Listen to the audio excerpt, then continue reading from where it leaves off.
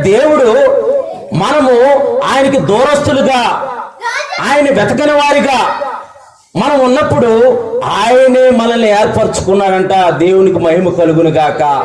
ఆయనే మనల్ని ఏర్పరచుకొని తన పరిశుద్ధమైన రక్తముతో మనల్ని నీతిమంతులుగా చేసి, ఆయన కుమారులుగా, ఆయన కుమార్తెలుగా చేసుకొని, ఆయన మందిరములో, ఆయన మందిర ఆవరణంలో నివసించినట్లు ఆయన మనల్ని చేసి, మీరు నివసిస్తున్నారు గనక మీరు ధన్యులు అని అంటున్నాడంట. దేవుడికి మహిమ కలుగును గాక. నిజంగా ఎంత గొప్ప ధన్యత!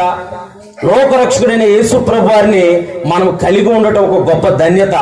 లోకంలో పేరు ప్రఖ్యాతులు కలిగి ఉండటం కంటే, లోకంలో ధనగలతలు కలిగి ఉండటం కంటే, లోకంలో ఆస్తిపాస్తులు కలిగి ఉండటం కంటే యేసు ప్రభు వారి పరిశుద్ధ నామాన్ని ఉచ్చరించటము, యేసు ప్రభు వారి పరిశుద్ధ నామాన్ని పలకటము గొప్ప ధన్యత.